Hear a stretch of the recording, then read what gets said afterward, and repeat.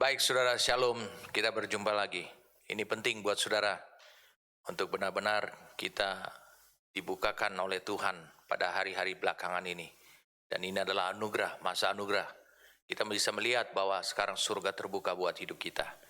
Baik, mari saya ajak kita untuk berdoa kepada Tuhan. Bapa, terima kasih untuk anugerah yang kau berikan kepada kami. Engkau membukakan, kau melepaskan firman-Mu. Dan kami benar-benar tahu bahwa saat ini bagi hidup kami, surga terbuka buat hidup kami. Tidak ada yang kau tahankan supaya kami memiliki kekuatan daripada Tuhan. Dalam banyak hal kami selalu berseru kepada Engkau, Tuhan beri kami kekuatan. Tetapi dari hari minggu-minggu yang sebelumnya, Tuhan memberikan kekuatan baru kepada kami. Karena Engkau memberikan kebenaran firman-Mu, membuat kami mengerti, membuat kami memahami, dan segala misteri menjadi terbuka. Itu yang menguatkan langkah hidup kami. Ada kesegaran yang mengalir, ada kehidupan Engkau mulai mengalir, terus mengalir dan terpancar dari dalam hidup kami, terus sampai dan bahkan menyegarkan jiwa dan tubuh kami juga. Terima kasih untuk anugerah itu. Saat ini berfirmanlah buat kami dan kami siap untuk mendengarkannya. Dalam nama Tuhan kami Yesus Kristus. Amin. Minggu lalu saya sampaikan kepada saudara bahwa ada 3 cara bagaimana kita bisa mengalahkan kuasa maut. Yang pertama adalah membuktikan bahwa saudara mati setelah menyelesaikan pekerjaannya Allah. Yang kedua adalah saudara mati tapi tidak dalam ketakutan. Makanya saya bagikan kepada saudara tentang bahasa Tuhan, pengertian Tuhan, terminologi dari Tuhan. Arti kata mati itu disebut adalah tertidur. Tertidur itu mengandung makna bahwa yang disebut tertidur adalah hanya makhluk yang memiliki tubuh. Manusia, malaikat tidak bisa tertidur, Allah tidak bisa tertidur. Jelas saudara, walaupun firman Tuhan mengatakan apakah Allah tertidur, itu ingin mengatakan apakah Allah berhenti mengerjakannya, apakah Allah tidak punya perhatian untuk mengerjakannya. Itu hal yang lain. Jadi yang pertama adalah kata tertidur itu untuk menunjuk kepada mereka yang memiliki tubuh. Itu sebabnya saya bagikan minggu lalu kepada saudara bahwa usia kita adalah waktu yang cukup untuk menyelesaikan pekerjaannya. Itu sangat penting sekali tentang menyelesaikan pekerjaannya. Saudara tidak perlu takut mati adalah karena saudara tahu pekerjaannya. Aku mati ditentukan bukan oleh kuasa maut, bukan oleh maut itu sendiri. Tetapi aku mati karena aku telah menyelesaikan pekerjaan. Sehingga ketakutan itu hilang dari diri kita. Yang berikutnya adalah saya bagikan kepada saudara adalah yang pertama tadi adalah tentang tertidur itu adalah hanya bisa berlaku bagi mereka yang memiliki tubuh. Yang kedua adalah tertidur berarti adalah engkau akan bangun, engkau akan bangkit kemudian hari. Berarti tidak perlu kita harus ketahui. Tidak perlu kita harus takuti, maksud saya, bukan ketahui, takuti apa yang terjadi apabila saya sudah mengalami kematian ini. Tidak perlu. Itu sebabnya itu yang membuktikan bahwa selama hidup saudara sampai engkau meninggal atau dikatakan tertidur itu, berarti engkau telah mengalahkan kuasa maut. Yang menyebabkan engkau meninggal adalah bukan kuasa maut. Bukan berarti maut berkuasa atas hidup saudara, tetapi menunjukkan bahwa pekerjaan Allah. Hari ini saya ingin bagikan kepada saudara tentang yang ketiga. Cara yang ketiga. Saya bagikan kepada saudara minggu lalu. Saudara menulis poinnya adalah saudara tahu tentang agenda kedatangan Kristus dan agenda kebangkitan pertama orang-orang percaya serta agenda mulainya pemerintahan Allah di bumi ini selama 1000 tahun.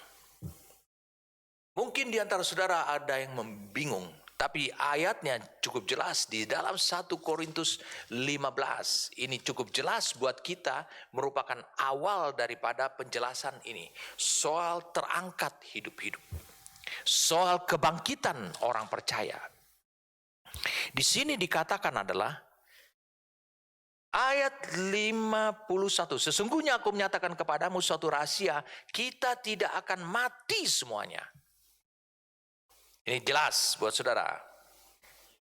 Tetapi kita semuanya akan diubah. Jadi arti kata, sebagian kita tidak akan mati, tetapi seluruhnya kita akan diubah. Diubah apanya? Tubuhnya. Dalam sekejap mata, pada waktu bunyi nafiri yang terakhir. Sebab nafiri akan berbunyi dan orang-orang mati akan dibangkitkan dalam keadaan yang tidak dapat binasa. Dan kita semua akan diubah. Jadi saudara bisa lihat, orang mati akan dibangkitkan, itu yang dulu. Betul tidak? Lalu kemudian di pasal 5, di ayat 51 dikatakan, kita tidak akan mati semuanya. Jadi ada orang yang mati, tapi ada orang yang tidak mati pada saat kedatangan. Pada saat terjadinya kebangkitan pertama bagi orang-orang kudus. Karena yang dapat binasa itu harus mengenakan yang tidak dapat binasa, dan yang dapat mati ini harus mengenakan yang tidak mati, yaitu menggunakan tubuh yang baru. Dan sesudah yang dapat binasa ini mengenakan yang tidak dapat binasa, dan yang dapat mati ini mengenakan yang tidak dapat mati, maka akan genaplah firman Tuhan yang tertulis secara menyeluruh. Maut telah ditelan dalam kemenangan. Siapa yang menang? Oleh kita semuanya. Betul. Engkau layak untuk menjadi penggenap daripada firman itu. Hai maut, di manakah kemenanganmu? Hai maut, di manakah sengatmu? Sengat maut ialah dosa, dan kuasa dosa ialah hukum Taurat. Tetapi syukur dikatakan oleh Alkitab kepada Allah yang telah memberikan kepada kita kemenangan oleh atau melalui, dikatakan oleh Alkitab, melalui Yesus Kristus Tuhan kita. Jadi Yesus sebagai anak manusia telah mengalami kemenangan yang disebutkan dari ayat 51 sampai ayat yang ke-55 ini. Yesus telah mengalami kemenangannya. Tapi menjadi persoalan saudara. Saudara ini termasuk kelompok yang mana? Kelompok ayat 51 yaitu tidak mati semuanya sampai kedatangannya dia. Atau ayat 52 mati lalu kemudian dibangkitkan, diubah lagi. Ini kan ada dua kelompok. Gak penting saudara kasak kusuk, sibuk. Saya masuk kelompok yang mana nih? Gak penting itu buat saudara. Tapi engkau harus percaya ada agenda kehidupan yang seperti itu nantinya. Kan toh dua-duanya diubahkan. Percaya bahwa kita sepenuhnya akan dilepaskan dari maut, total dari maut. Berarti itu bukan lagi tubuh dosa. Karena penyebab maut adalah dosa. Pada saat kedatangan Tuhan, pada saat yang disebut kebangkitan pertama, orang-orang kudus, pada saat kerajaan 1000 tahun, itu jelas buat kita. Yohanes 6 ayat 39, mari kita lihat sama-sama Yohanes 6 ayat 39. Ayat ini mungkin betul-betul membuat saudara jadi sangat gembira, bersuka cita. Yohanes 6 ayat 39. Dan inilah kehendak Dia yang telah mengutus aku, yaitu supaya dari semua yang telah diberikannya kepadaku, jangan ada yang hilang, tetapi supaya kubangkitkan pada akhir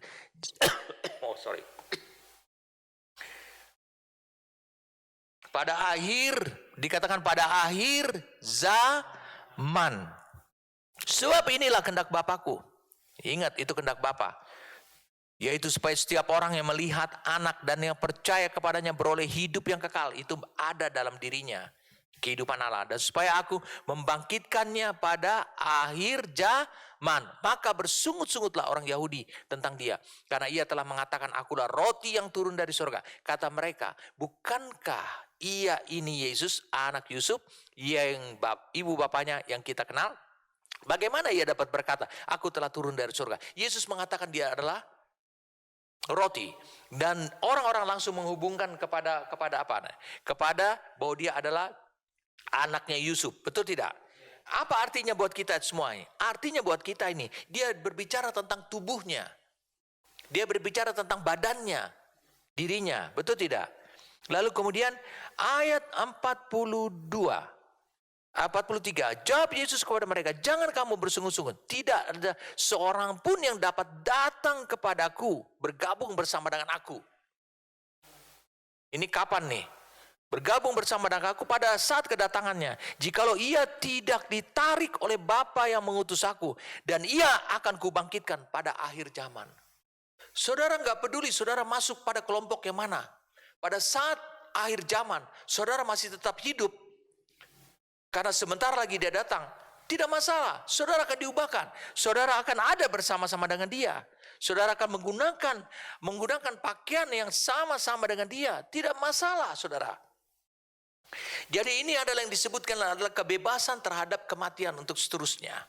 Itu menunjukkan bahwa orang ini saatnya adalah dia mengalami kebangkitan. Kenapa? Karena dia telah membuktikan dirinya bahwa dia telah mengalahkan kuasa maut dalam kehidupannya. Sehingga maut telah ditelan oleh kemenangan dari hidup orang ini. Mari saja kita lihat sekarang Wahyu pasal yang ke-20. Wahyu pasal yang ke-20. Mari kita lihat sama-sama. Wahyu 20. Ayat 5 dan 6. Tetapi orang-orang, mari kita lihat, saudara. Ayat yang pertama, lalu aku melihat seorang malaikat turun dari sorga memegang anak kunci jurang maut dan suatu rantai besar di tangannya. Ia menangkap naga si ular tua itu, yaitu iblis dan setan, dan mengikatnya 1000 tahun lamanya. Lalu melemparkannya ke dalam jurang maut dan menutup jurang maut itu dan memeteraikannya di atasnya, supaya ia jangan lagi menyesatkan bangsa-bangsa sebelum berakhir masa 1000 tahun itu. Kemudian daripada itu ia akan dilepaskan untuk sedikit waktu lamanya. Lalu aku melihat tahta-tahta dan orang-orang yang duduk di atasnya. Kepada mereka diserahkan kuasa untuk menghakimi. Aku juga telah melihat jiwa-jiwa. Jiwa juga bisa. Pada masa itu jiwa. Kenapa ada jiwa? Karena roh bergabung dengan tubuh, berarti ada jiwa. Yang telah dipenggal kepalanya karena kesaksian tentang Yesus dan karena firman Allah, yang tidak menyembah binatang itu dan patungnya, dan yang juga tidak juga menerima tandanya pada dahi dan tangan mereka. Dan mereka hidup kembali dan memerintah sebagai raja bersama-sama dengan Kristus untuk masa 1000 tahun. Tetapi orang mati yang lain yang tidak bangkit sebelum berakhir masa 1000 tahun itu, inilah kebangkitan pertama. Ada orang yang tidak dibangkitkan pada kebangkitan pertama. Makanya poin yang ketiga ini saudara harus percaya saudara masuk pada agendanya Tuhan. Karena saudara akan dibangkitkan. Makanya dikatakan berbahagia dan kuduslah ia yang mendapat bagian dalam kebangkitan pertama itu. Kematian yang kedua tidak berkuasa lagi atas mereka. Tapi mereka akan menjadi imam-imam Allah dan Kristus. Dan mereka akan memerintah sebagai raja. Ada imam, ada raja. Sebagai raja bersama-sama dengan dia 1000 tahun lamanya. Ini yang disebut dengan gereja. Apa artinya buat kita semuanya? Ini memberikan gambaran buat kita adalah kita percaya bahwa itu ada agendanya Allah. Dan saudara harus termasuk, saudara benar layak untuk masuk pada agendanya Allah itu. Jadi saudara bisa lihat, mari kita lihat sama-sama. Karena kita akan dibebaskan dari kematian. Janji Allah adalah membebaskan kita dari kematian. Dikatakan kalau yang telah bangkit, ataupun bukan yang bangkit, yang telah diubahkan pada saat kedatangan Yesus, dia tidak mengalami kematian, dia tidak akan mengalami kematian lagi. Oh, betul-betul luar biasa sekali. Adalah anugerah. Kalau saudara termasuk kelompok yang pertama ataupun kelompok yang kedua, tidak masalah. Yang penting saudara percaya kepada agendanya itu. Roma 6 ayat 9, karena kita tahu bahwa Kristus sudah ia bangkit dari antara mati, ia tidak mati lagi. Maut tidak berkuasa lagi atas dia. Jadi mereka yang mati punya keuntungannya. Kenapa? Karena dia bisa mengalami namanya kuasa kebangkitan. Tapi mereka yang tetap hidup sampai Kristus datang, dia hanya bisa mengalami kemenangan. Tapi sebenarnya kuasa kebangkitan Kristus itu juga hidup dalam dirinya. Saudara harus jelas. Jadi bagaimana kita bisa mengalahkan kuasa maut atas dalam hidup saudara? Saudara percaya bahwa saudara termasuk di dalam agendanya Allah pada saat kedatangan dia kedua kali. Pada saat kebangkitan pertama, orang-orang percaya Allah yang menetapkan kebangkitan, yang hari kebangkitannya ini. Allah yang menetapkan itu. Disebutkan di 1 Tesalonika 4.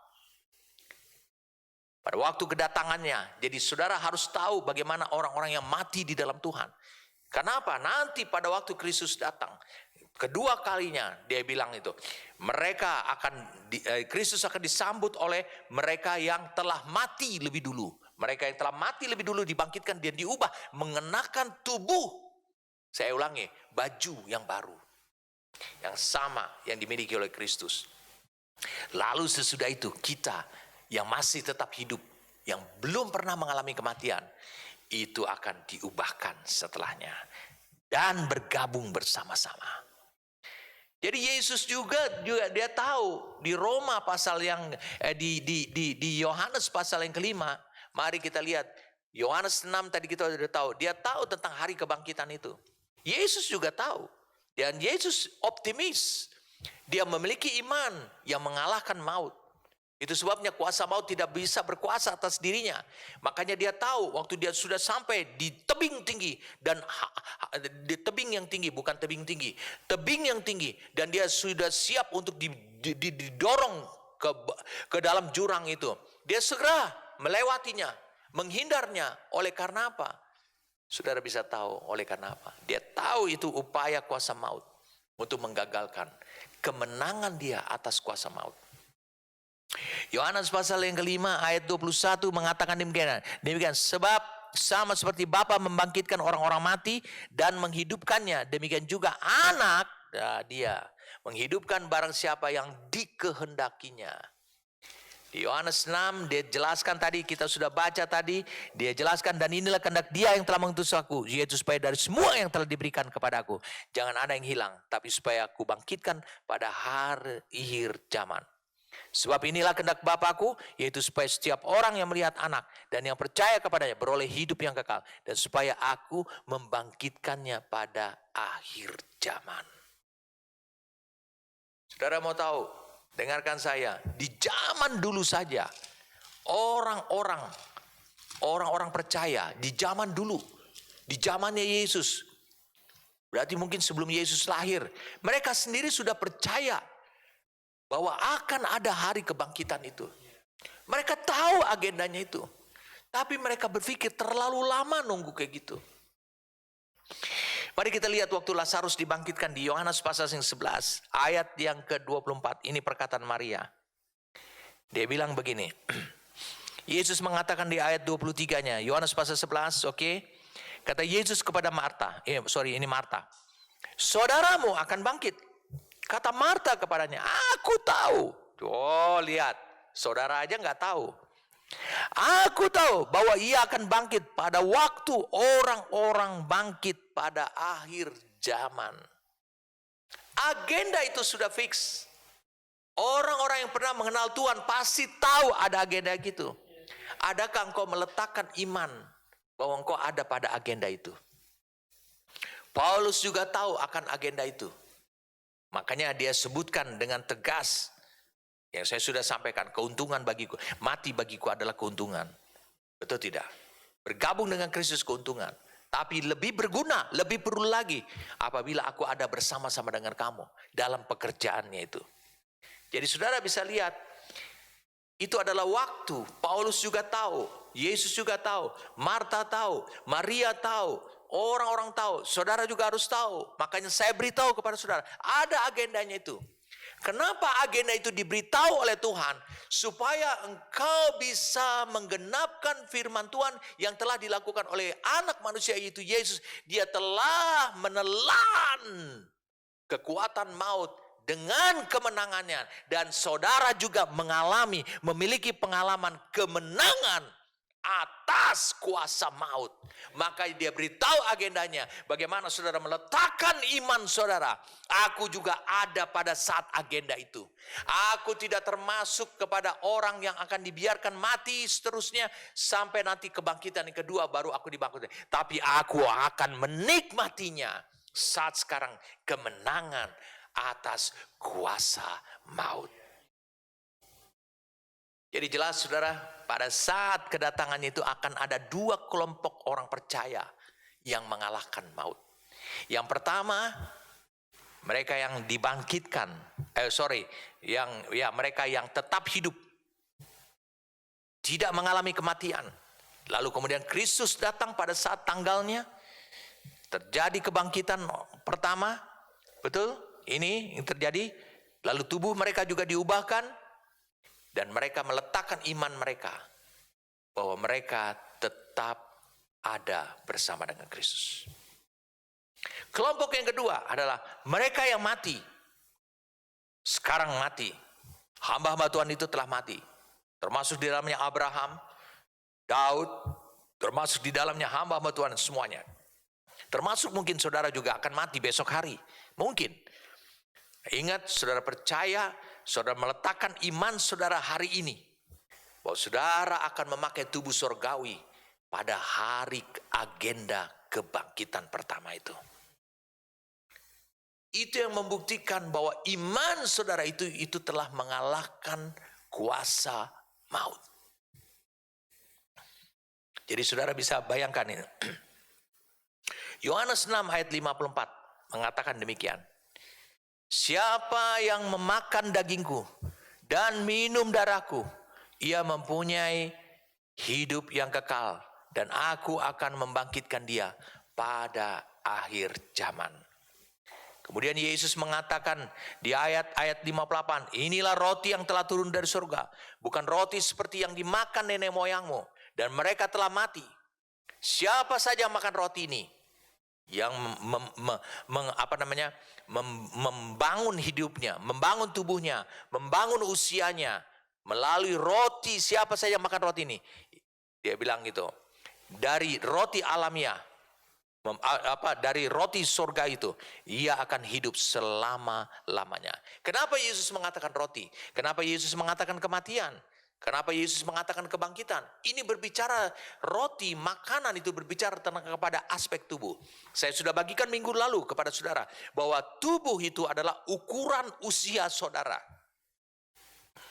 Jadi artinya buat kita adalah kita bisa mematahkan kuasa maut yang sekarang bekerja lebih kuat di dalam tubuh saudara. Dengan saudara meletakkan iman saudara kepada agenda Tuhan itu. Kenapa Yesus mengatakan demikian? Mari kita lihat sama-sama di Yohanes 11. Yohanes 11 ayat 25-26. Yesus mengungkapkan dengan jelas kalimat tentang dua kelompok orang ini. Oke? Yohanes pasal yang ke-11. Mari kita lihat sama-sama tentang dua kelompok orang ini. Gak peduli saudara masuk kelompok yang mana. Tapi dua-duanya mengalahkan kuasa maut. Oke, jelas buat saudara. Dikatakan di ayat 25, jawab Yesus, akulah kebangkitan dan hidup. Barang siapa percaya kepadaku, ia akan hidup walaupun ia sudah mati. Ini termasuk kelompok yang pertama. Dia mati, tapi nanti dia hidup. Dia akan dibangkitkan. Oke? Dan setiap orang yang hidup dan yang percaya kepadaku, tidak akan mati selama-lamanya. Ini termasuk kelompok yang kedua. Percayakah engkau akan hal ini? Yesus saja sudah membeberkan akan ada agenda Tuhan, tapi akan ada juga yang namanya dua kelompok orang. Jangan kau mempermasalahkan kedua kelompok ini, tapi yang jadi fokus perhatian kalian adalah agenda. Apakah engkau percaya? Percayakah engkau? Itu bukan berartinya percaya saudara masuk kelompok yang mana, kelompok mana. Nanti saudara bingung. Tapi percayakah engkau akan hal ini adalah percayakah engkau apakah engkau memiliki iman untuk meletakkan pada agenda itu? Karena di agenda itu nggak ada yang bisa diubah. Agenda itu nggak ada yang bisa diubah. Dua kelompok ini tetap ada. Jadi jangan saudara mempersoalkan hal-hal yang tidak esensial, yang tidak intinya. Saudara mengerti apa yang saya maksudkan? Jadi Tuhan mengatakan bahwa ia bukan hanya kebangkitan bagi banyak orang, tapi ia juga kehidupan bagi banyak orang. Saudara bisa lihat itu. Jadi meskipun Lazarus dibangkitkan dari maut, itu adalah suatu pertindakan supranatural, hal yang ajaib sekali. Tapi bukan berarti tidak ada jalan lain lagi. Saudara bisa mengalahkan maut selain dengan cara yang ditunjukkan oleh Yesus melalui kebangkitannya Lazarus. Saudara berpikir tidak ada cara lain? Bukan itu. Yesus sedang menjelaskan tentang ada dua kelompok, tapi tetap agendanya ini satu. Jadi kalau apa yang aku lakukan, dia siapkan dulu mentalitas orang. Sebab apa? Kalau Yesus grebuk aja, dia langsung membangkitkan Lazarus pada saat itu. Maka semua orang akan merasa duka cita yang luar biasa sekali. Waktu Yesus terangkat ke sorga. Aduh, siapa lagi yang bisa bangkitin kakek saya, apa saya, siapa lagi? Karena hanya satu cara yang dilihat kebangkitan orang mati itu, yaitu Lazarus bangkit dari kuburnya. Lazarus keluarlah. Makanya Yesus harus persiapkan dulu mereka. Apa yang Yesus persiapkan? Iman. Percayakah kamu akan hal ini? Akan ada dua kelompok orang. Yang pertama bangkit.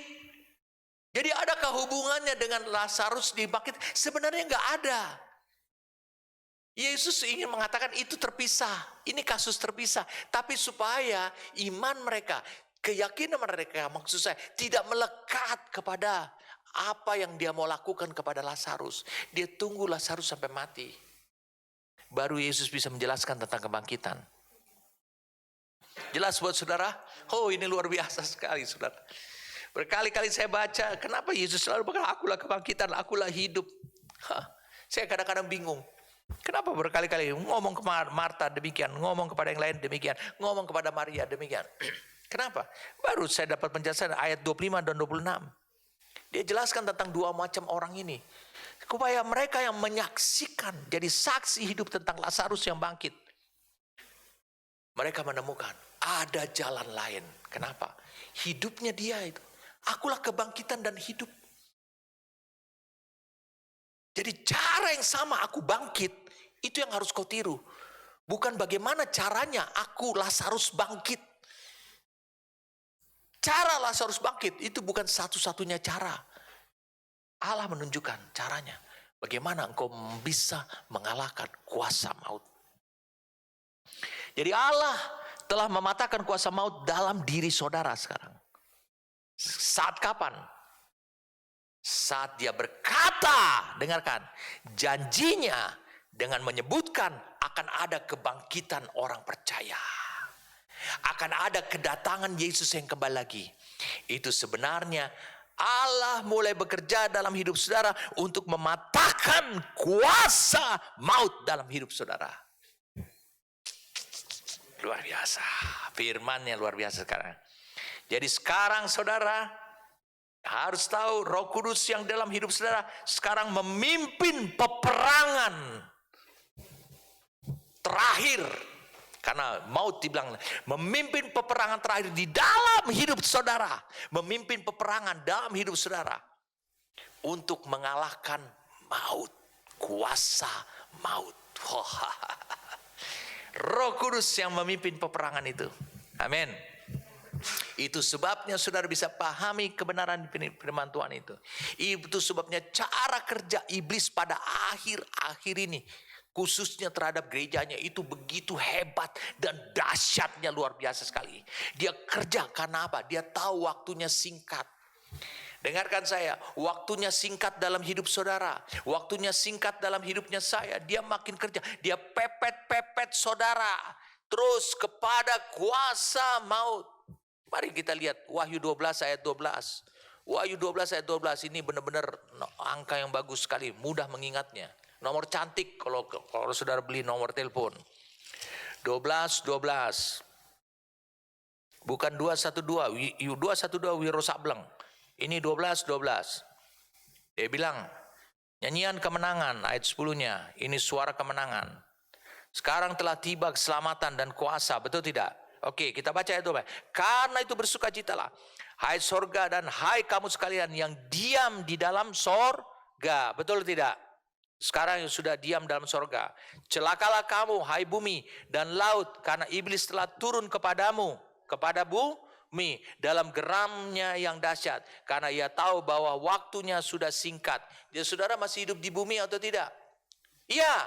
Ingat, iblis turun ke bumi, dia nggak bisa menyentuh lagi yang di sorga. Mereka yang sudah mati, saudara yang masih hidup, maka saudara dipepet terus kepada maut. Karena apa? Karena waktunya dia udah tahu. Iblis saja lebih tahu agenda.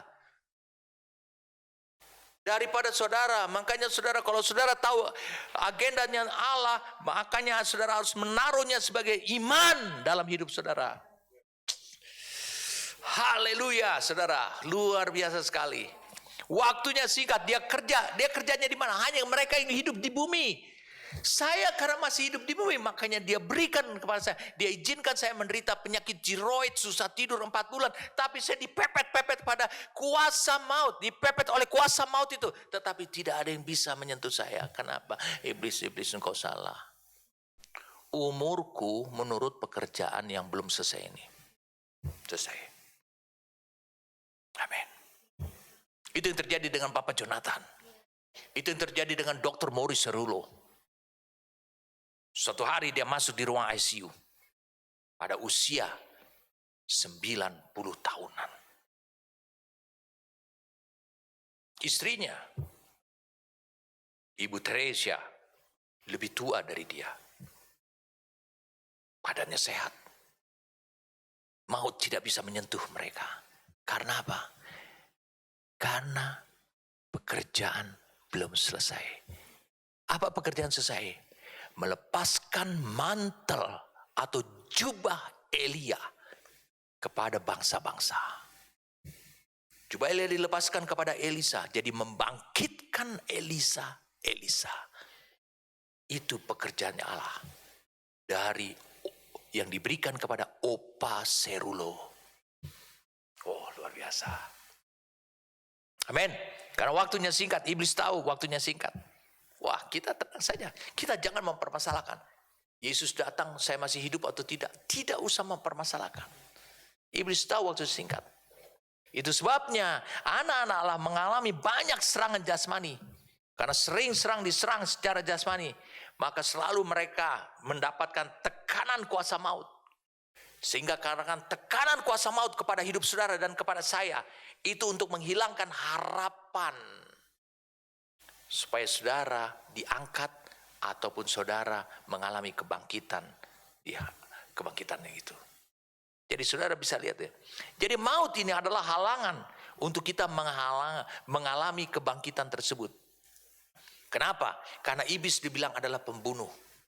Saudara bisa lihat Yohanes pasal yang ke-8, mari kita lihat sama-sama. Yohanes pasal yang ke-8 ayat yang ke-44. Iblislah yang menjadi bapamu dan kamu ingin melakukan keinginan-keinginan bapamu. Ia adalah pembunuh manusia sejak semula. Ayat 44, saudara. Ia adalah pembunuh manusia sejak semula dan tidak hidup dalam kebenaran. Sebab di dalam dia tidak ada kebenaran. Apabila ia berkata dusta, ia berkata atas kehendaknya sendiri. Sebab ia adalah pendusta dan bapa segala dusta. Iblis adalah pembunuh. Pekerjaannya adalah membunuh roh dan membunuh tubuh. Jelas saudara? Mana yang mulai dulu? Itu yang dia sukai oleh dia. Saudara bisa lihat itu. Dia membunuh tubuh. Dia membunuh hidup saudara. Dia menghentikan pekerjaan Tuhan. Jadi dia mematikan, bertujuan untuk mematikan, menghentikan. Kadang-kala dia membunuh roh saudara. Dia mengarah untuk membuat apa? Membuat iman itu tidak ada pada hidup saudara. Dia membunuh iman saudara. Bagaimana caranya? Dia memberikan sedikit, saya katakan tidak banyak, sedikit kekhawatiran. Sedikit rasa takut dulu. Sedikit kecemasan. Sedikit pemikiran. Kadang-kadang dia membuat engkau tidak bisa tidur 1 malam dulu.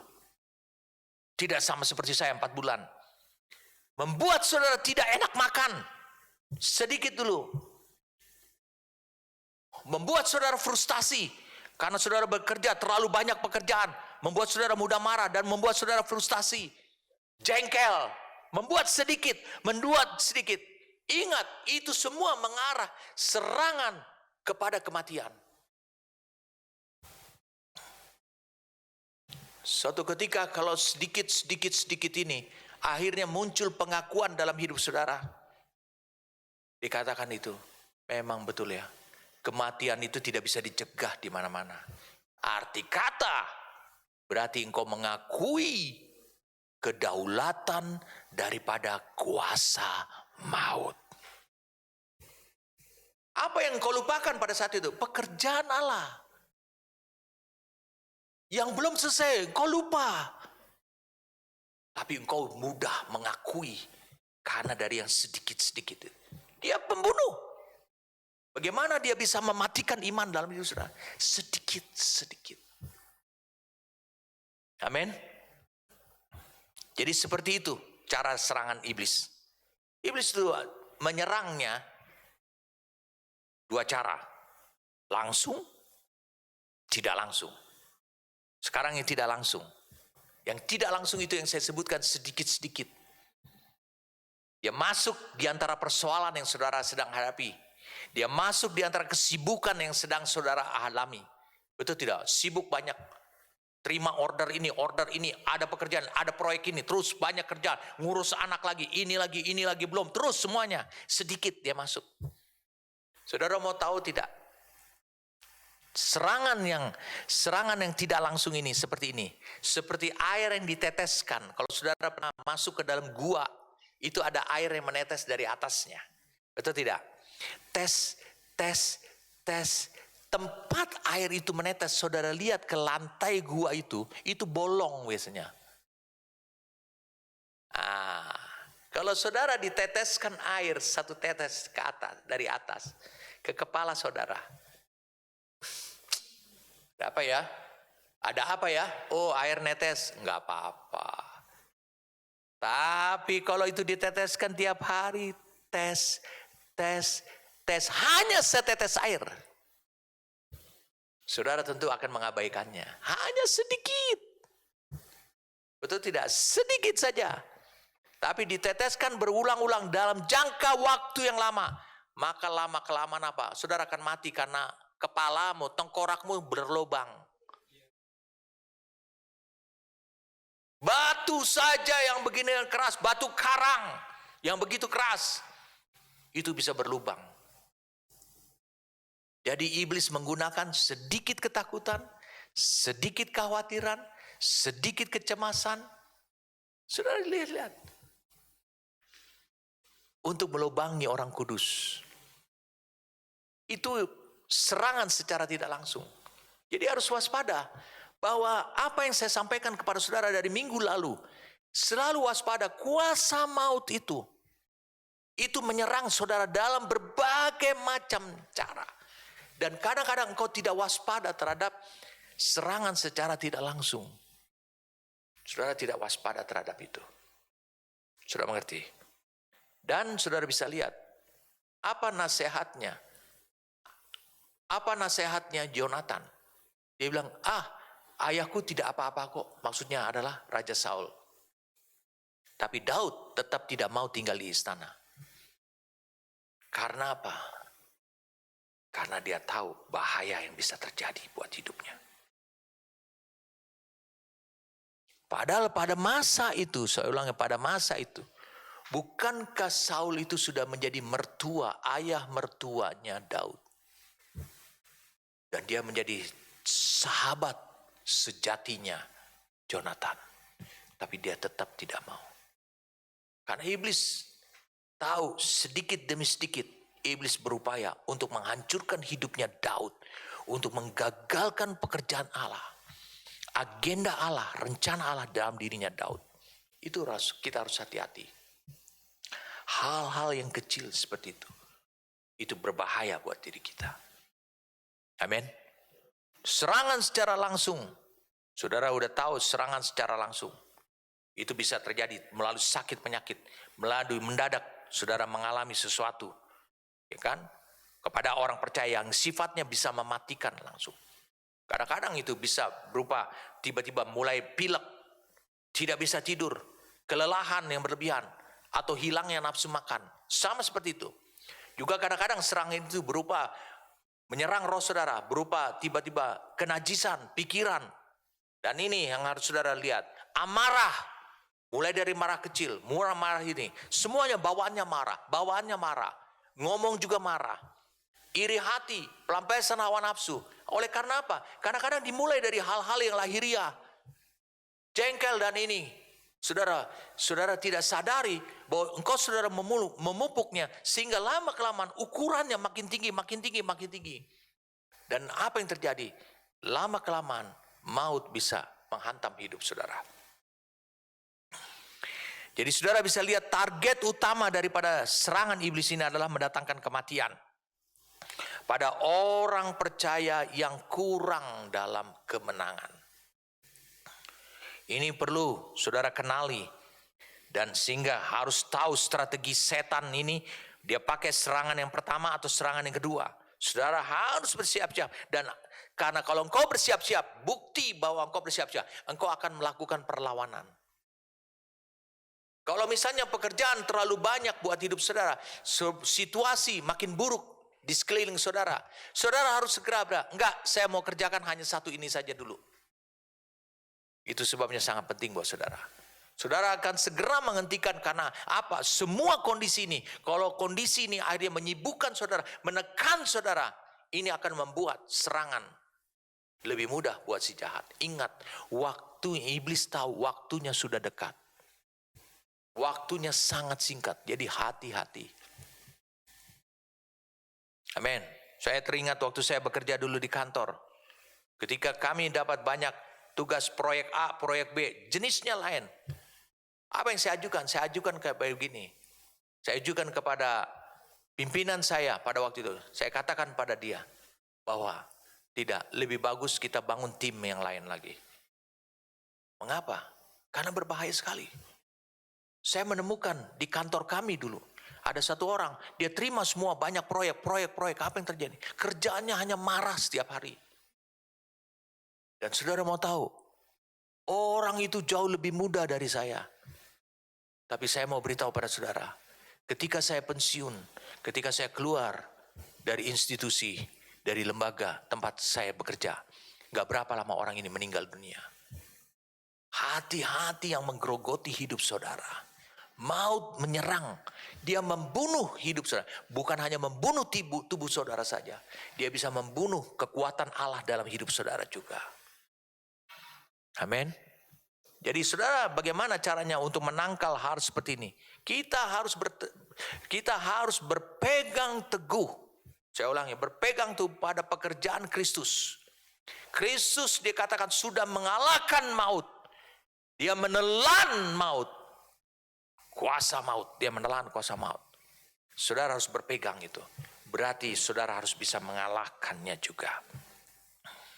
Itu sebabnya kalau saudara menoleh kembali pada pengalaman masa lampau saudara, memohon Allah menerangi saudara.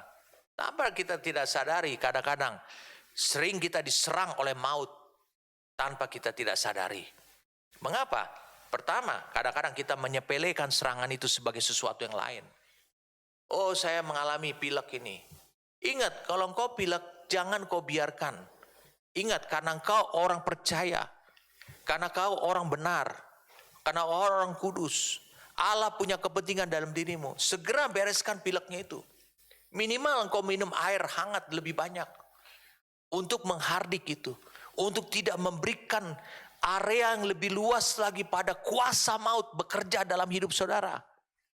Jadi saudara jangan menyepelekan serangan itu. Dan menganggapnya itu adalah karena kondisi memang banyak orang terkena flu sekarang. Oke, jangan berbuat demikian. Ingat saudara, engkau harus lihat, engkau harus setiap hari pekerjaanmu adalah engkau membuktikan bahwa Kristus telah menang. Dan saudara harus memiliki pengalaman, bahwa pengalaman yang terbukti melalui hidup saudara, bahwa saudara juga mengalami, namanya memiliki pengalaman menang atas kuasa maut. Yesus tahu orang-orang ini mudah siap panggil batu ingin melempari dia langsung lewat. Yesus tahu ada bahaya di Yerusalem, dia tidak mau melayani di Yudea, dia pergi ke Galilea saja. Karena di Yudea orang berusaha untuk membunuh dia. Jadi kita tahu bahwa kalau ada serangan maut itu, sekecil apapun kita harus melakukan perlawanan. Perlawanan kita adalah sikap iman kita yang pertama. Sikap iman kita yang pertama itu adalah kita percaya apa yang telah pekerjaan yang telah diselesaikan oleh Kristus itu. Jadi bayangkan, saya sampaikan pada saudara, Allah sedang memimpin kita untuk melakukan peperangan yang terakhir, melawan maut. Itu luar biasa sekali. Ya saudara. Lalu Allah bisa mempertanggungjawabkan itu. Lihat, orang ini juga mati. Iya, tapi dia mati bukan karena kuasa maut. Dia mati karena pekerjaannya sudah selesai. Makanya dia layak akan kubangkitkan nanti. Amin. Makanya Allah akan berkata pada iblis. Dia akan berkata pada iblis. Demikian kalimatnya. Orang ini belum mati. Dia tertidur. Itu saudaraku. Jadi saudara harus bisa menerapkan ini. Gereja, salah satu ciri daripada gereja adalah tampilan hidupnya itu. Adalah dia bisa menampilkan menutup pintu alam maut. Di atas batu karang ini aku akan membangun jemaatku. Dan alam maut tidak berkuasa atasnya. Salah satu ekspresi yang orang lain selalu lihat dalam hidup saudara adalah selalu saudara menampilkan kehidupan. Bagaimana saudara mengalahkan dan menutup pintu alam maut. Saudara tidak izinkan sedikit pun juga yang berasal dari alam maut itu keluar dan tampil, menonjol dalam hidup saudara. Amin. Saudara bisa bayangkan, ini adalah praktis kehidupan yang mudah untuk menunjukkan bahwa saudara, 3 cara saudara mengalahkan maut itu telah saudara buktikan melalui hidup saudara. Amin.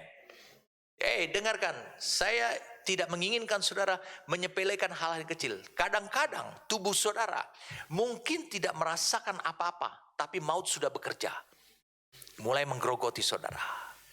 Saudara mengerti maksud saya? Contohnya gampang. Virus tidak bisa engkau lihat. Tapi engkau membuka dirimu lebar-lebar untuk virus itu masuk. Dan saudara ternyata apa? 1 hari, 2 hari, 3 hari, 4 hari, virus itu tidak nyata dalam diri saudara. Dan apa yang terjadi kemudian? Oh, saudara tidak tahu. Ketika virus itu mulai melanda hidup saudara, mulai menguasai kehidupan saudara, mulai melemahkan organ saudara, saudara baru kaget. Oh, ada maut mulai menyerang. Padahal maut itu mulai ketika engkau tidak taat pada pemerintah. Dan banyak orang kata COVID-19 ini dia cemas, dia khawatir sedikit saja. Khawatir apa? Ekonomi. Dia takut kehilangan order, dia takut kehilangan ini. Semua banyak orang seperti itu. Itu sebabnya jangan pasif. Bagaimana saudara tidak pasif? Saya sudah sampaikan minggu lalu. Bagaimana saudara tidak pasif? Saya sudah sampaikan 2 minggu yang lalu. Bagaimana supaya saudara tidak pasif? Adalah saudara benar-benar sadari. Hidup dalam ketaatan. Itu yang menunjukkan saudara tidak pasif. Jadi saudara, kita tidak cukup untuk menentang kuasa maut itu melalui doa. Itu yang saya lakukan beberapa minggu yang lalu. Ketika seorang pemimpin anak rohani saya sedang mengalami sakit. Dia menderita tifus, gangguan pada lever, demam berdarah, demam tinggi, tidak bisa buang air besar, banyak penyakit. Pada saat itu juga trombositnya makin turun. Saya menyuruh orang untuk berdoa dan saya berdoa. Saya mengatakan pada itu dalam doa, kuasa maut berhenti dengan segera. Karena tubuh, saya sebutkan namanya, tubuh orang ini diperlukan oleh Allah. Stop saat itu. Besok harinya saya dapatkan trombositnya naik. Dan dia keluar dari klinik tempat perawatannya. Ini penting buat saudara. Allah berkeinginan supaya saudara bisa menikmati kemenangan yang telah dilakukan oleh Yesus. Kemenangan oleh Yesus itu bukan kemenangan tertunda. Kemenangan oleh Yesus itu bukan lagi kemenangan yang hanya 70%. Itu adalah kemenangan yang sudah utuh. Maut telah ditelan oleh kemenangannya. Apa artinya buat kita? Saudara harus bisa menikmatinya selama hidup di bumi ini. Padahal iblis dilemparkan ke bumi dengan geramnya. Dan dia tahu waktunya singkat. Maka saudara harus tunjukkan kepada iblis bahwa sekarang saudara adalah masuk pada masa yang disebut menikmati kemenangan Yesus. Dengan cara mengekspresikannya kepada hidup saudara. Jadi Jangan menerima fakta bahwa maut dapat menjamah hidup saudara. Ngerti saudara? Misalnya gini, ada satu daerah terinfeksi penyakit di sana. Tolak penyakit itu, larang. Kalau Allah tidak menyuruh engkau ke sana, jangan coba-coba. Saudara harus tahu. Karena apa? Semua yang kau kerjakan itu harus benar-benar adalah demi kepentingannya Allah. Jangan biarkan maut menyerang saudara. Jangan buka pintu kepada maut. Justru engkau yang harus menutup pintu maut. Jadi maut harus dilawan dengan kepastian, dengan iman saudara. Itu tidak boleh ada. Tapi bukan berarti saudara harus meninggalkan tanggung jawab saudara. Sebab Alkitab berkata, di Yakobus berkata, Yakobus 2 ayat 14 sampai 22 dikatakan, sebab tanpa iman, tanpa tindakan adalah mati. Iman tanpa tindakan tidak memiliki kuasa. Iman tanpa tindakan harus kau tunjukkan dalam tindakan saudara. Saudara menunjukkan bahwa kenapa saudara harus menghindari area yang terinfeksi tersebut. Itu adalah tindakan iman.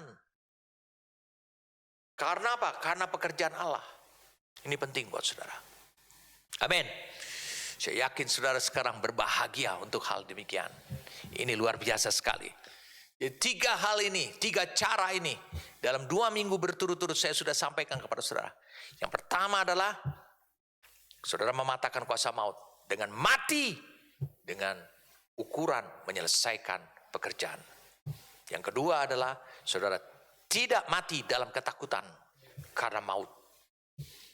Yang ketiga adalah karena kau tahu ada agenda.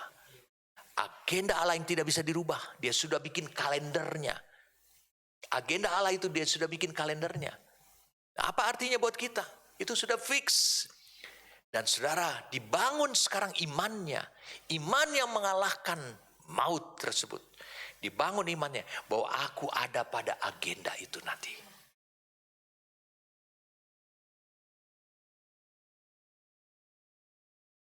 Jadi jangan dipersoalkan, saudara masih tetap hidup sampai Kristus datang. Atau saudara termasuk adalah yang mati dulu nanti dibangkitkan. Jangan persoalkan itu. Yang paling penting adalah agendanya. Tidak masuk pada kelompok yang mana. Supaya membesarkan, saya sebutkan nama hamba-hamba Tuhan yang besar. Namanya adalah Paulus. Namanya adalah Timotius. Namanya adalah Petrus. Namanya adalah siapa? Yesaya. Semua masuk pada kelompok yang mana? Pada kelompok yang mati dulu. Kan lebih orang-orang hebat yang mati dulu. Betul tidak? Tapi jangan engkau membawa ketakutan. Engkau takut mengalami kematian. Makanya meminta Yesus datang. Itu namanya engkau belum mengalahkan kuasa maut. Oke? Oke. Saya berpikir ada satu lagi yang mungkin. Tadi saya sampaikan di hal yang kedua. Minggu lalu hal yang kedua. Cara yang kedua adalah mati. Tapi tanpa terasa takut. Di situ saudara mengalahkan. Dan apa sebabnya saudara? Saudara takut pada kehidupan setelah mati. Pada keadaan sesudah mati. Kenapa saudara takut? Saya ulangi berkali-kali. Hal yang menyerang hati nuranimu. Yaitu engkau selalu jatuh bangun dalam dosa. Bahkan kau menghubungkan kelemahan hidup saudara. Kelemahan penyakit yang ada pada diri saudara. Itu engkau hubungkan itu. Dengan apa? Dengan dosa warisan. Masih ingat minggu lalu. Saya mau bahas sebentar aja, sedikit saja. Tentang dosa. Yang mendatangkan atau menghadirkan maut atau kematian. Ini penting buat saudara. Mari kita buka sama-sama. 1 Yohanes 5. Ayat yang ke-16. 1 Yohanes 5 ayat yang ke-16.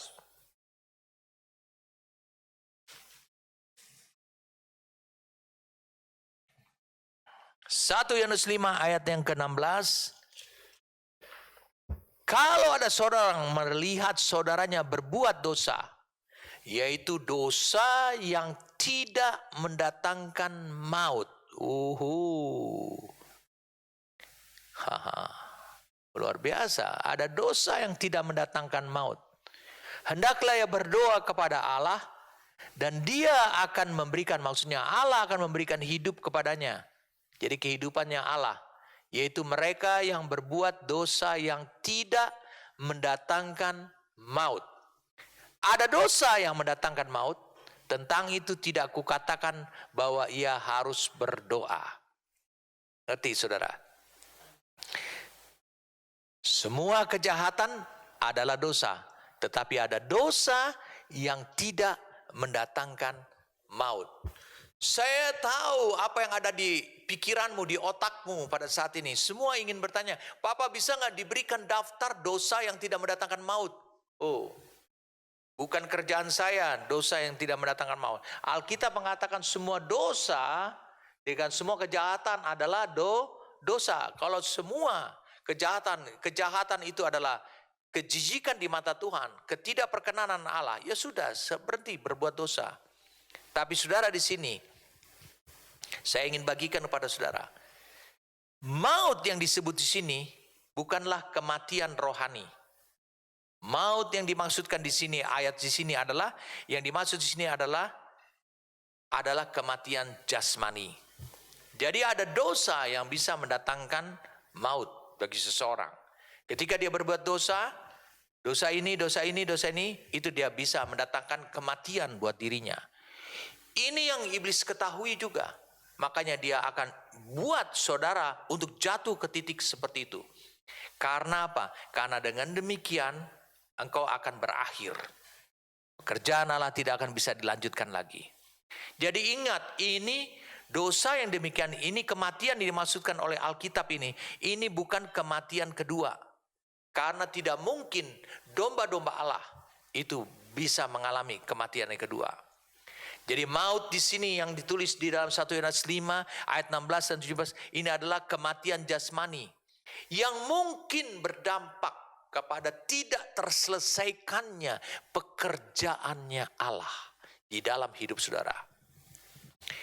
Boleh saya awali lebih dulu supaya saudara mengerti, nanti saya akan tunjukkan kepada saudara ya tentang bagaimana saudara mewaspadai. Kenapa ini harus saya ungkapkan?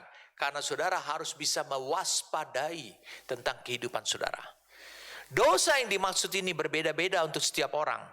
Karena dibedakan menurut kasih karunia. Jadi dosa yang mendatangkan mati atau kematian ini berbeda-beda untuk setiap orang. Ketika saya melakukan dosa A,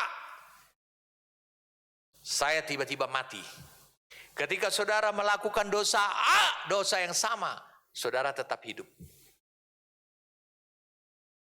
Saudara harus lihat ini.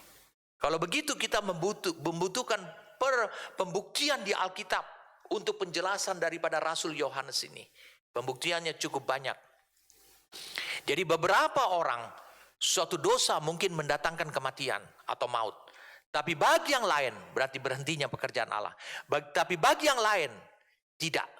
Mungkin sebaliknya. Dia dapat pengampunan, dia terus dibangun, hidupnya masih terus diinikan. Jadi saudara, ini dikarenakan adanya perbedaan kasih karunia yang diterima. Ini dikarenakan karena perbedaan daripada terang Tuhan yang diterima oleh orang tersebut. Apa yang telah dipercayakan sebagai kasih karunia oleh Tuhan kepada hidup kita, itu harus bisa setiap orang diminta pertanggungjawabannya. Saudara mengerti? Saudara bisa lihat apa yang terjadi dengan perumpamaan talenta. Perumpamaan talenta itu adalah meminta pertanggungjawabannya. Jadi ini penting. Sorry saudara, saya bikin poin ini.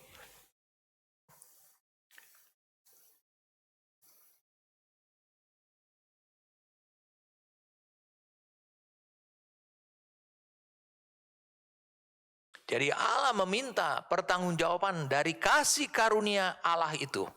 Mengerti saudara? Ini sangat mendasar buat saudara. Saudara harus bisa menyadari itu sebabnya ketika kasih karunia Allah itu berkelimpahan dalam hidup saudara. Sama seperti Rasul Paulus. Saudara harus bisa pahami. Maka dosa apa saja itu bisa menghentikan perjalanan hidupnya Paulus. Jadi kita harus waspada tentang dosa ini. Ini harus perlu clear kita bagikan, oke? Mari kita lihat sama-sama. Sebab Alkitab tidak menjelaskan, Rasul Yohanes tidak menjelaskan secara spesifik dosa ini, tapi ada dosa yang demikian. Berarti saudara bisa lihat itu. Mari kita lihat sama-sama. Di Bilangan 13, ayatnya cukup panjang sekali. Di Bilangan 13, mari kita lihat Bilangan 13. Mulai dari ayat 25, ketika orang Israel baru pulang dari mengintai, 12 pengintai mengintai tanah Kanaan. Hadir di dalamnya, termasuk di dalamnya adalah Yosua dan Kaleb. Lalu mereka akhirnya mencobai Tuhan. Lalu mereka protes kepada Tuhan. Dan bahkan mereka mengatakan lebih baik mereka mati di Mesir. Mereka tidak setuju tentang tanah Kanaan. Mereka berkata yang lain.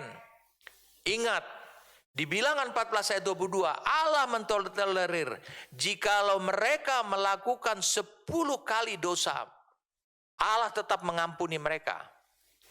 Tapi saya ulangi sekali lagi. Kalau engkau lihat kebenaran firman Tuhan ini, mari kita lihat di Bilangan 14. Ya, jadi Allah mentolerir. Di ayat 22-nya dikatakan demikian. Semua orang telah melihat kemuliaanku dan tanda-tanda mujizat yang kuperbuat di Mesir dan di padang gurun, namun telah 10 kali mencobai aku dan tidak mau mendengarkan saudara. Pastilah tidak akan melihat negeri yang kujanjikan dengan bersumpah kepada nenek moyang mereka. Berarti kalau 9 masih bisa melihat. Itu maksudnya. Jadi ada batasan karunia, kasih karunia Allah. Jelas. Jadi saudara bisa lihat itu adalah batasan kasih karunia Allah. Mari kita lihat ayat berapa tadi? 22, 23, betul ya? Sekarang 23. Pastilah tidak akan melihat negeri yang kunjunginya dengan bersumpah kepada nenek moyang mereka. Semua yang menista aku ini tidak akan melihatnya. Karena mereka sudah dihitung Tuhan, ternyata udah 10 kali. Bahkan lebih daripada itu. Tetapi hambaku Kaleb, karena lain jiwa yang ada padanya, ia mengikuti aku dengan sepenuhnya dan akan kubawa masuk ke negeri yang telah kumasuki, yang telah dimasuki itu, dan keturunannya akan memilikinya. Kenapa? Karena Kaleb memiliki kasih karunia yang lain lagi. Jelas. Jelas saudara, Kaleb tidak melakukan dosa itu. Betul? Ayat 32. Mari kita lihat ayat 31-nya. Tetapi mengenai kamu, ini di Kadesh. Di Kadesh. Tetapi mengenai kamu dan bangkai-bangkaimu akan berhantaran di padang gurun ini. Betul? Dan anak-anakmu akan mengembara sebagai penggembala di padang gurun 40 tahun lamanya. Dan akan menanggung akibat ketidaksetiaan sampai bangkai-bangkaimu habis di padang gurun. Begitu caranya Tuhan memusnahkan mereka. Berarti dengan kata lain, alias mereka tidak masuk ke tanah Kanaan. Berarti Allah membunuhnya. Ini yang disebutkan dosa yang mendatangkan maut. Saudara bisa bayangkan demikian. Kau kenapa ada yang bisa masuk? Kenapa? Karena diukur menurut kasih karunia yang berbeda-beda.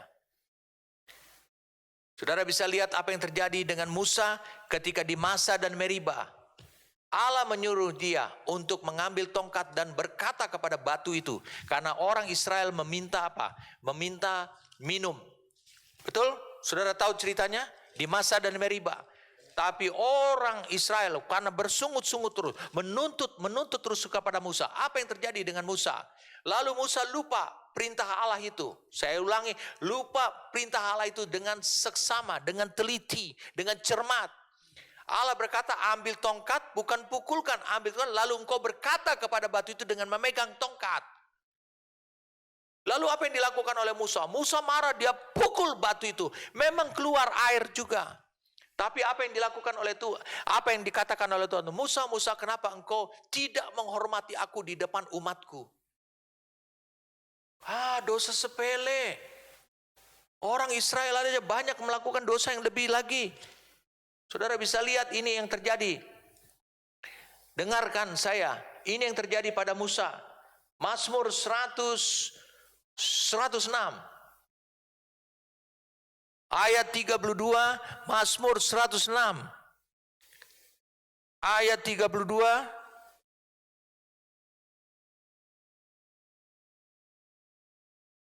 Mereka menggusarkan dia dekat air Meriba, sehingga Musa kena celaka karena mereka, betul tidak? Sebab mereka memahitkan hatinya, sehingga ia teledor dengan kata-katanya. Akhirnya apa? Musa mati di luar tanah Kanaan. Tidak masuk, saudara. Iblis tahu berbahaya sekali kalau engkau menyelesaikan pekerjaan Tuhan, kau sampai kepada destinimu. Itu sebab dia gagalkan kau. Dia pelajari kasih karunia apa yang ada pada dirimu. Tunjukkan pada saya dosa Musa selama dia dipanggil dari Mesir sampai dia mati. Dosanya berapa? Saya hanya temukan 1 kali. Hanya ini saja. Oh, kenapa? Yang 10 kali aja diampuni oleh Tuhan. Jadi saudara bisa lihat, dosa yang 10 kali, 9 kali engkau berbuat dosa, 9 kali engkau berbuat dosa, tapi Allah mengukurnya. Apakah itu mendatangkan kematian buat dirimu? Itu diukurnya menurut kasih karunia apa yang telah kuberikan kepada dirimu. Makanya engkau yang menerima kasih karunia yang berkelimpahan, engkau harus tetap berjaga-jaga. Makanya Paulus dia berjaga-jaga dengan kasih karunia. Ketika dia menerima pewahyuan, Alkitab berkata di 1 Korintus 15, pernyataan-pernyataan yang luar biasa yang orang lain. Bahkan dia menemukan bahwa dirinya masuk ke sorga tingkat 3. Luar biasa sekali. Dia mendapatkan kasih karunia yang berlebihan. Itu sebabnya dituntut. Makanya dia bilang ada duri dalam diri. Aku telah lalu Allah berkata, cukup kasih karuniamu. Yang penting kau jangan jatuh ke dalam dosa. Hati-hati. Dosa yang mendatangkan kematian itu adalah mengaborsi pekerjaan Allah, perjalananmu sampai kepada destiny. Dan saudara bisa lihat, Harun juga tidak masuk ke tanah Kanaan. Padahal dosanya tidak terlalu fatal. Dia memprakarsai membangun patung lembu emas. Dia menentang Musa pada suatu ketika. Apakah Allah hanya berfirman kepada Musa? Dia bersama dengan saudarinya, yaitu Miriam. Saudara masih ingat ceritanya? Dia hanya lakukan itu. Dosanya kurang dari 10. Luar biasa Allah.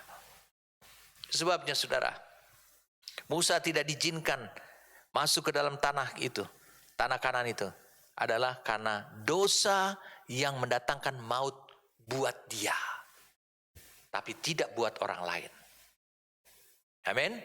Harun juga melakukan dosa yang sama. Saudara bisa lihat, sehingga dia tidak masuk ke tanah Kanaan. Bilangan 20 ayat yang ke-24. Bilangan 20 ayat yang ke-24. Jadi kita lihat sama-sama. Saudara makin bergairah. Minggu lalu saudara bergairah sekali. Hari ini saudara bergairah sekali. Hari ini benar-benar saudara ditunjukkan. Itu sebabnya Allah melimpahi saudara kasih karunia itu lebih. Semakin lebih banyak kasih karunia, semakin dituntut pertanggungjawaban. Hati-hati, makin presisi. Bilangan 20 ayat yang ke-24. Ini judulnya ayat 22 adalah Harun mati. Ayat 24, Harun akan dikumpulkan kepada kaum leluhurnya, sebab ia tidak akan masuk ke negeri yang kuberikan kepada orang Israel, karena kamu berdua telah mendurhaka kepada titahku dekat mata air Meriba bersama dengan Musa. Ngerti saudara? Yang luar biasa adalah yang bersungut-sungut yang membuat mereka jengkel. Ada yang masuk ke tanah Kanaan. Ya pasti. Saudara bisa bayangkan. Oh haleluya. Itu sebabnya saudara harus hidup dengan benar. Musa dan Harun adalah menerima kasih karunia sebagai pemimpin. Ketika dia tidak taat dalam memimpin bangsa Israel, maka terjadi aborsi.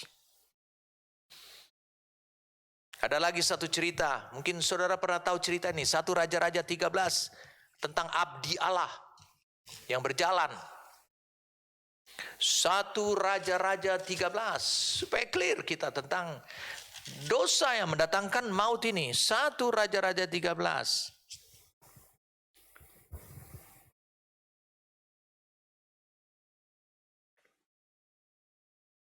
Ayat 11 mengatakan di Betel diam seorang nabi tua. Anaknya datang menceritakan kepadanya segala perbuatan yang dilakukan abdi Allah. Pada hari itu di Betel ada dalam perjalanan, betul tidak? Mereka menceritakan juga kepada ayah mereka perkataan yang dikatakannya kepada raja. Tentang apa yang dibawa, pesan yang dibawa itu. Dan dia mengatakan anak-anaknya, dia mengatakan, abdi Allah ini mengatakan bahwa dia tidak akan makan. Mengerti? Sebelum menyelesaikan pekerjaannya. Lalu kemudian ayat 21. Ayat 19. Kemudian orang itu kembali bersama-sama dengan dia, lalu makan roti dan minum air di rumahnya. Sedang mereka duduk menghadapi meja, datanglah firman Tuhan kepada nabi yang telah membawa dia pulang. Ia berseru kepada abdi Allah yang telah datang dari Yehuda itu. Ini abdi Allah yang dari Yehuda, yang tidak taat. Ia makan roti dan minum karena diundang oleh nabi yang tua. Ya, ini soal kesenioran, betul tidak? Beginilah firman Tuhan, karena engkau telah memberontak terhadap titah Tuhan dan tidak berpegang pada segala perintah yang diperintahkan kepadamu oleh Tuhan Allahmu, tetapi kembali dan makan roti dan minum air di tempat ini. Walaupun ia telah berfirman kepadamu, jangan makan roti atau minum air, maka mayatmu tidak akan masuk ke dalam kubur nenek moyangmu. Setelah orang itu makan roti dan minum air, dipelanailah keledai baginya. Orang itu pergi di tengah jalan, ia diserang seekor singa dan mati dia terkam. Mayatnya tercampak di jalan dan keledai itu berdiri di sampingnya. Singa itu pun berdiri di samping mayat itu. Destininya diaborsi. Mengapa? Karena dia abdi Allah. Saya ulangi, karena dia adalah abdi Allah. Dalam perjanjian baru, ketika gereja Tuhan sedang mengadakan kegerakan yang luar biasa sekali, Ananias dan Safira dihukum dan mati karena melakukan dosa yang mendatangkan maut.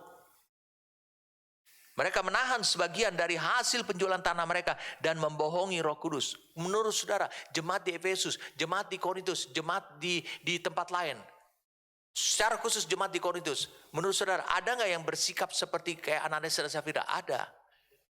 Tapi mereka tidak mati. Kenapa Ananias dan Safira mati? Karena dia sudah dekat. Dia adalah anak-anaknya para rasul. Anak rohaninya para rasul. Mereka menerima, Ananias dan Safira menerima kasih karunia. Bukan sebagai jemaat biasa. Tapi jemaat yang spesial. Tapi kemudian dia berbohong pada Roh Kudus. Selesai. Kenapa? Karena Roh Kudus yang melimpahi dia dengan kasih karunia sedang memimpin perjalanan hidup. Ananias dan Safira bergabung di dalam gereja Tuhan yang dibangun oleh Allah pada masa itu. Ketika dia berbuat dosa, Allah melihat pertanggungan jawabnya dia. Allah meminta pertanggungan jawabnya dia dari kasih karunia yang sudah melimpah di dalam hidupnya Ananias dan Safira. Betul, Ananias dan Safira? Lalu kemudian dia mati. Bahkan saudara bisa lihat di 1 Korintus 5 ayat yang kelima, ini jelas dikatakan, Paulus mengatakan ada jemaat yang tidur dengan ibu tirinya. Itu laknat kalau di zaman dulu saudara. Dia tidur dengan ibu tirinya dan itu menjadi dosa yang mendatangkan maut. Apa yang Paulus katakan? Dikatakan 1 Korintus 5 ayat yang kelima. Ya, ayat yang pertama saudara bisa baca tentang percabulannya. Lalu kemudian orang itu ayat yang kelima. Harus kita serahkan dalam nama Tuhan Yesus kepada iblis. Ini betul-betul sertijab. Serah terima jabatan. Serah terima pertanggungjawaban. Sehingga binasa tubuhnya, artinya mati. Agar rohnya diselamatkan pada hari Tuhan. Saudara mengerti? Hati-hati, ada dosa yang mendatangkan maut untuk level jemaat seperti ini. Jemaat di Korintus, kalau engkau tidur dengan ibumu, ibu tirimu, ini yang terjadi.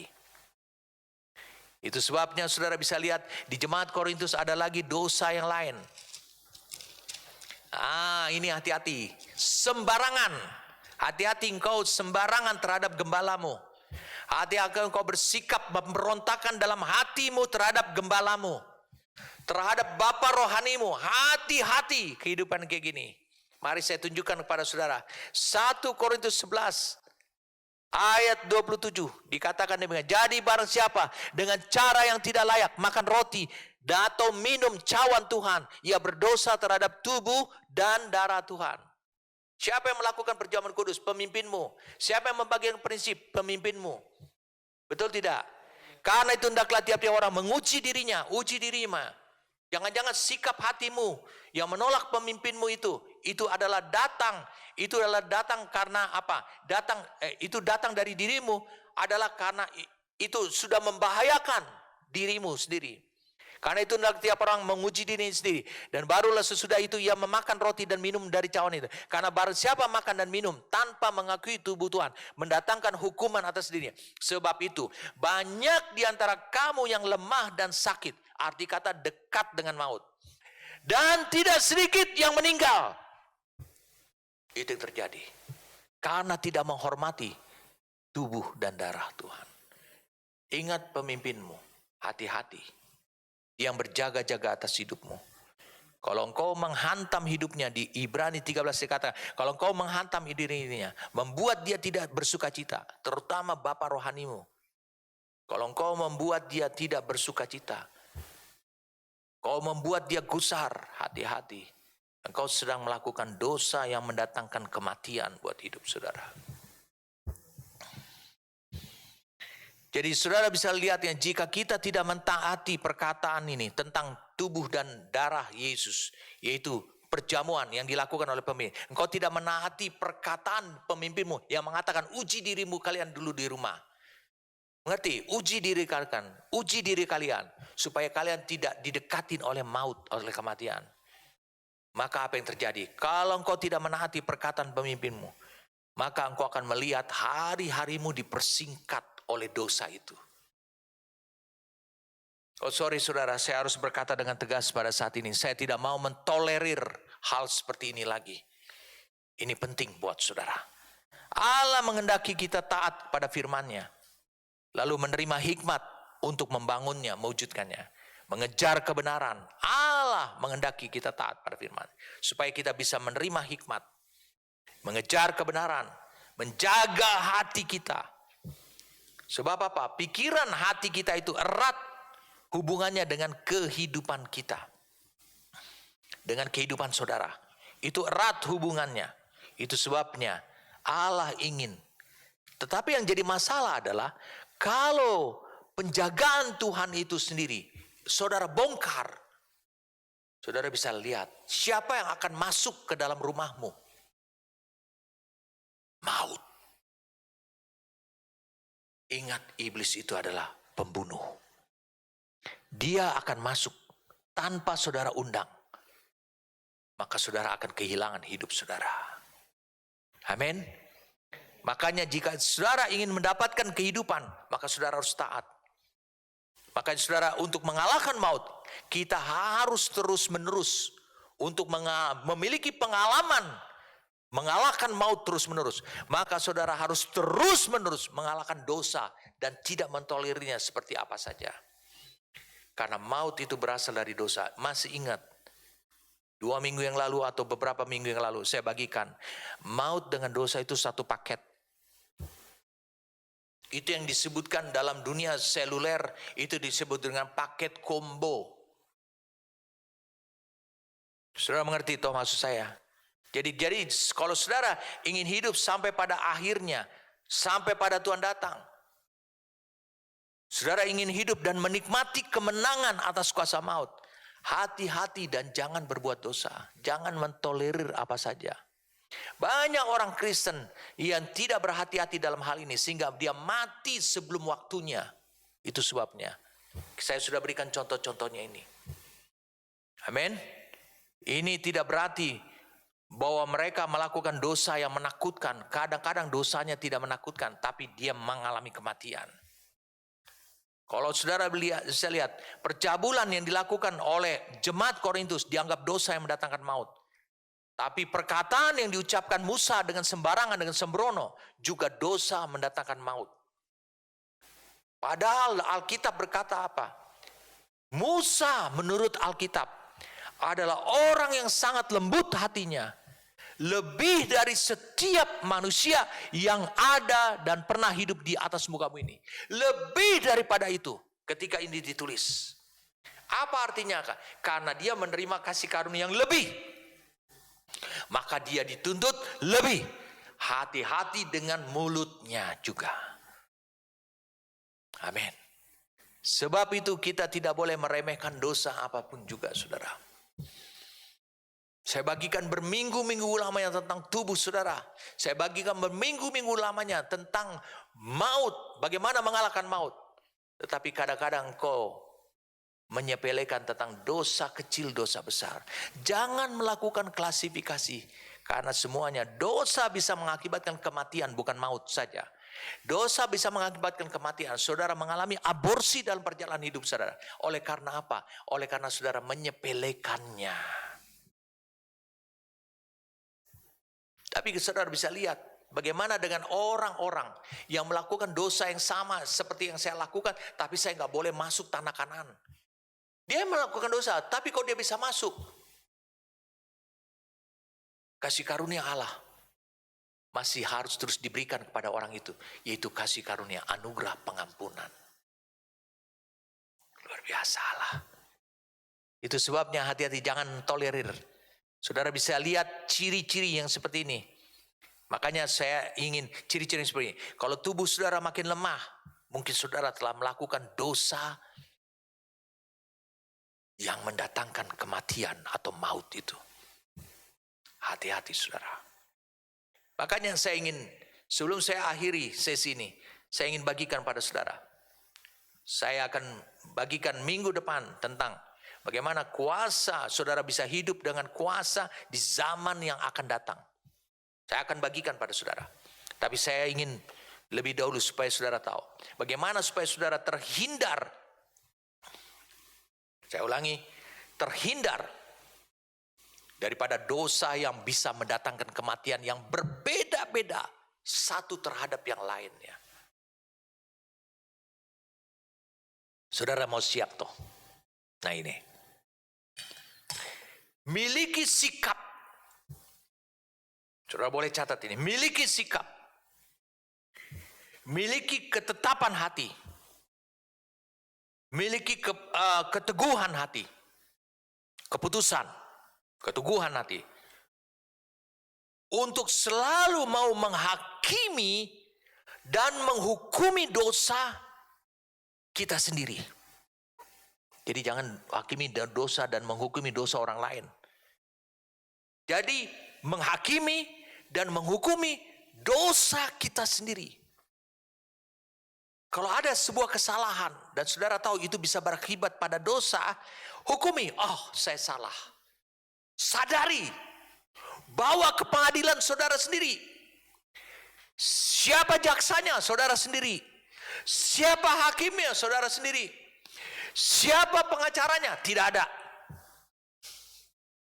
Jangan dibela. Itu karena saya marah kepada saudara. Karena saudara mancing saya marah sih. Jangan katakan demikian.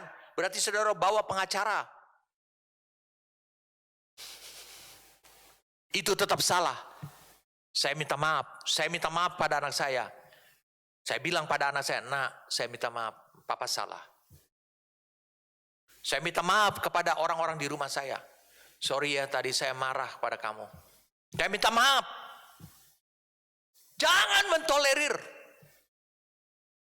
Kalau saudara yang harus menjadi ingat-ingatan adalah dosanya Musa.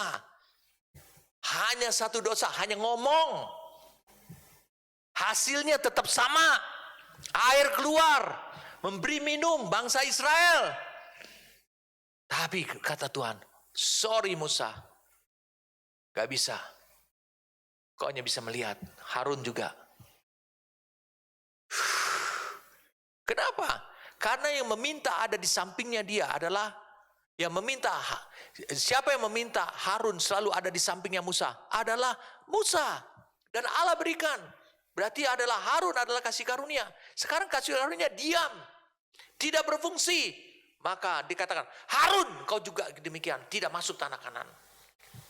Jadi dengan diam saja, kau harus bisa menghakimi bahwa itu adalah dosa.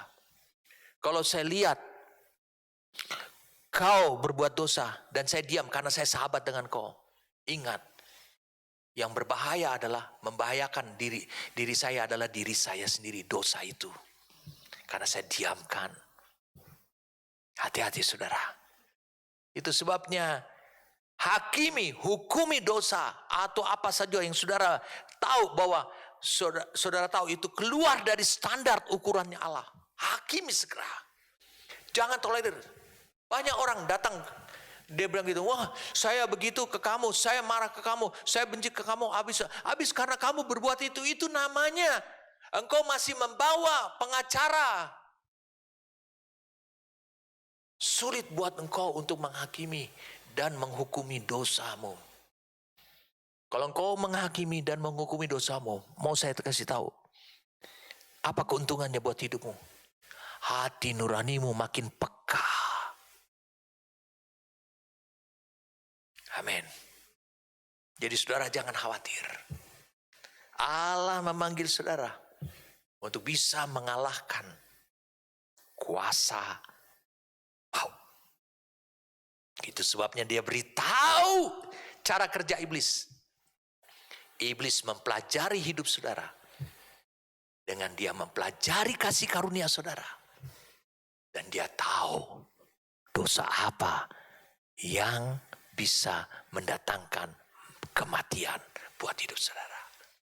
Itu sebabnya Allah ingin membangun kehidupannya. Sama seperti Yesus katakan, tidakkah engkau tahu bahwa aku di dalam Bapa dan Bapa hidup di dalam aku? Apa artinya kalimat itu? Artinya kepekaanku dan aku melakukan pekerjaan-pekerjaan yang pekerjaan dari Bapa. Berarti kepekaanku, hati nuraniku, sensitivitasku itu adalah berasal daripada Bapa. Aku memiliki ukuran Bapa. Kalau begitu dengan saudara bagaimana? Jangan tolerir dosa apa saja. Setiap engkau sadari bahwa ini keluar daripada jalur, engkau marah pada seseorang, engkau melakukan sesuatu merugikan orang, segera minta maaf. Mungkin itu diakibatkan pertama kali karena orang itu dulu berbuat sesuatu kepada saudara. Saudara bereaksi, tapi tetap jangan katakan, habis kamu lebih dulu sih melakukan. Tidak katakan. Katakan, akui bahwa engkau telah berdosa. Datangi orang tersebut.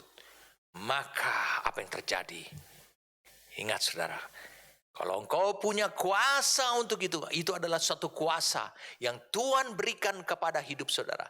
Itu adalah kuasa untuk menghakimi dan menghukumi dosa. Berarti engkau punya kuasa untuk mengalahkan dosa. Itu namanya kuasa yang paling utuh untuk mengalahkan dosa.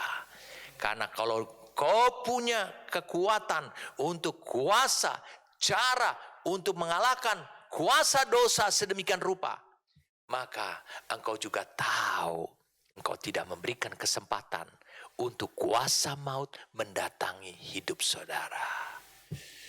Amin. Saya yakin saudara berbahagia untuk mendengarkan kebenaran ini. Mari kita berdoa. Bapa, terima kasih untuk anugerah yang kau berikan kepada kami. Kami tahu bahwa engkau telah menyuplai dari sorga, sehingga kami masuk pada periistirahatanmu. Yaitu hidupmu sendiri, untuk tubuh kami, untuk diri kami. Terima kasih seluruh kekayaanmu sudah ada di dalam hidup kami. Tersedia untuk hidup kami. Sehingga kami bisa masuk pada tempat peristirahatan atau perhentian kami. Kami berhenti bergumul. Kami berhenti untuk bergulat. Karena apa? Karena kami ketahui sekarang, Roh Kudus telah memimpin kami dalam peperangan untuk kami bisa menikmati sekarang kemenangan yang telah dimiliki oleh Kristus Yesus 2000 tahun yang lalu. Itu adalah kemenangan kami karena segala sesuatu sudah tersedia dalam hidup kami. Terima kasih untuk anugerah ini. Bapa, hari ini engkau membangun hidup kami juga. Untuk kami bisa menikmati kemenangan. Mengalahkan kuasa maut. Tapi hari ini juga engkau memberikan kepada kami kepekaan yang lebih lagi. Untuk kami bisa menyadari bahwa kami tidak akan pernah gagal sampai garis akhir. Terima kasih anugerah yang kau berikan kepada kami. Kami bersyukur padamu. Terpujilah namamu dalam nama Tuhan kami Yesus Kristus. Amin.